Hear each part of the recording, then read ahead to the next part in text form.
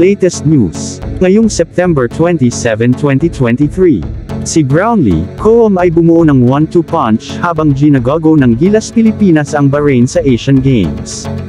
Ipinakita nina Brownlee at Ange Coom ang paraan sa pagbukas ng Gilas Pilipinas sa estilo ng hangarin ng bansa na manalo ng Asian Games basketball medal sa unang pagkakataon sa loob ng 25 taon. Manila, Philippines. Nasungkit ng Gilas Pilipinas ang pansamantalang simula at nagtagumpay sa 89 hanggang 61 na pagbuko sa Bahrain para sa masiglang pagsisimula sa Asian Games sa Hangzhou Olympic Sports Center Gymnasium sa China noong Martes 26 ng Setyembre.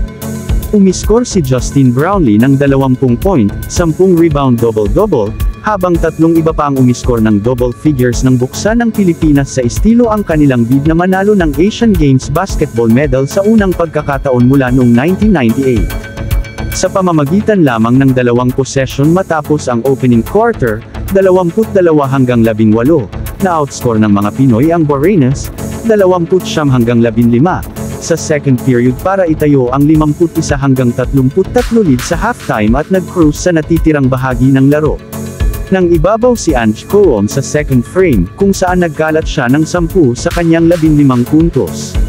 Nagtapos din si CJ Perez ng 15 puntos sa tuktok ng 2 steals, habang si Calvin Aftana ay naglabas ng 10 puntos, 3 rebounds, at 3 assists para sa Pilipinas, na nakakuha ng maagang pangunguna sa Pool C na may 1 hanggang 0 karta. Nag-apoy si Perez sa unang bahagi ng second quarter, nagpalabas ng 7 sunod na puntos para sa 29 hanggang 20 lead, bago si Coom ang pumalit habang ang naturalized big man ay umiskor ng 10 puntos sa 22 hanggang 8 run na nagbigay sa mga Pinoy ng 51 hanggang 30 na kalamangan. Lumaki ang lead na iyon sa kasing laki ng 34 na puntos, 89 hanggang 55, mula sa nag-iisang basket ng laro ni Kevin Alas. Si Perez at Alas kasama sina Arvin Tolentino, Chris Ross, at Marshall Lasseter, ay gumanap bilang mga kapalit kay Calvin Abueva, Terrence Romeo, Roger Pogoy, Mo Totwa, at Jason Perkins bilang mga organizer na tinanggihan ang apela ng bansa na baguhin ang lineup nito. Naglagay si Lasseter ng 8 puntos, 4 na assist, at 3 rebound, habang si Junmar Fajardo ay nagtala ng 8 puntos, 7 rebound, at 2 steals. Ipinakita nina Maitham Almothan at Mustafa Rashid ang paraan para sa Bahrain na may 14th at 13 puntos, ayon sa pagkakasunod. Ang dating PBA best import na si Wayne Chisholm, na nababagay sa Rain or Shine, NLEX, at Magnolia, ay nagtala ng 5 puntos, 13 rebounds, 3 blocks, at 2 steals sa talo.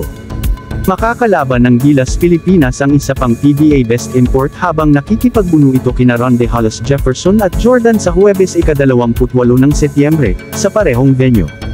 Ang score: Philippines 80, Brownlee 20, Perez 15, Coom 15, Aftana 10, Fajardo 8, Lasseter 8, Thompson 5, Newsom 3, Alas 2, Aguilar 2, Ross 1, Tolentino 0. Bahrain 61, Almothan 14, M. Rashid 13, A. Rashid 12, Bualay 8, Melod 6, Chisholm 5, Hamoda 3, Al-Haddad 0, Kadhem 0, Hassan 0, Al-Hassan 0. Mga quarter, 22 hanggang 18, 51 hanggang 33, 72 hanggang 47, 80 hanggang 61. Kung bago ka lang sa channel na ito, huwag kalimutang mag-like, share, comment and subscribe. At pindutin ang notification bell button para updated ka sa bawat upload nating video. Maraming salamat po sa walang sawang pagsusubaybay.